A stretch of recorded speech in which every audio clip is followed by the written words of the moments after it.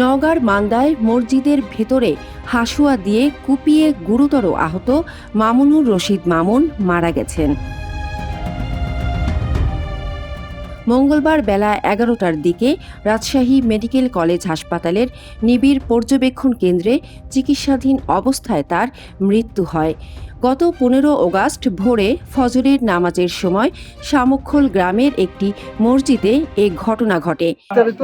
নামাজ পড়বার যায় এখন কি হয়েছে, এখন হাসালিয়া যা খুব মারা তাক মাথা কাটা ফেলা হয়েছে। সেই মুহূর্তে অজ্ঞান হয়ে এখন বর্তমান রাজশাহী মেডিকেল ভর্তি, জ্ঞান ফিরে নিয়ে অজ্ঞান অবস্থায় মারা গেল। অভিযোগ, নামাজ শেষে মসজিদের ভেতরে ঢুকে মামুনুর রশিদের ওপর হাসুয়া দিয়ে হামলা চালান তার আপন শ্যালক ইসমাইল হোসেন।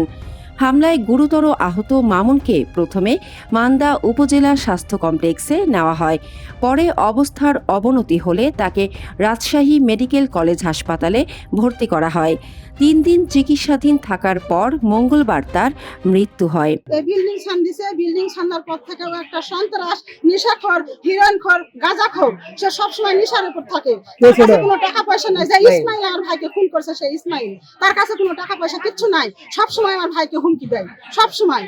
শুক্রবার দিন মসজিদ থেকে নামাজ পড়ে আসার সময় সে আমার ভাইকে হুমকি দিছে, এখানেই যে তুই আর ঘর ছুতার ভাগ্য হবে না, এরকম করে প্রতিদিন হুমকি দেয়। আমার ভাই কোনো পদক্ষেপ নেয় না, যে আমায় মিছাই বলেছে। আমার বউ আছে এবং বউ, সে আর নিজের বোন, তা কোনোদিন আমাকে খুন করতে পারে? অসম্ভব, অসাধারণ কথাবার্তা এটা। কিন্তু আমার ভাই কখনো এটা বিশ্বাস করে না। আমার ভাইয়ের কতগুলো বংশধর আছে, সে কোনোদিন কাউকে নিয়ে পদক্ষেপ নেয়নি।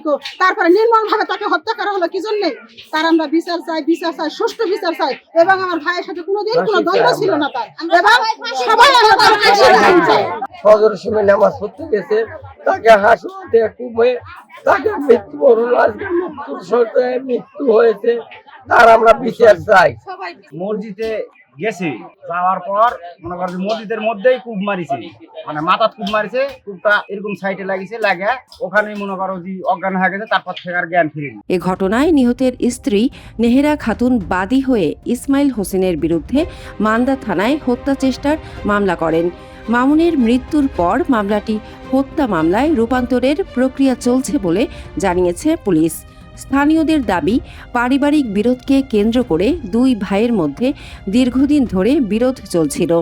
ঘটনার পর থেকে অভিযুক্ত ইসমাইল হোসেন পলাতক রয়েছেন। মসজিদের ভেতরে কুপিয়ে হত্যা চেষ্টার ঘটনায় মামলা হয়েছে। আহত ব্যক্তি মারা যাওয়ায় মামলাটি হত্যা মামলায় রূপান্তর করা হবে। পলাতক আসামিকে গ্রেফতারের চেষ্টা চলছে। মামুনুর রশিদ মামুন উপজেলার কুসুম্বা ইউনিয়নের শামুকখোল গ্রামের মোকসেদ আলী ওরফে কটার ছেলে। ঘটনার পর থেকে এলাকায় উত্তেজনা বিরাজ করছে।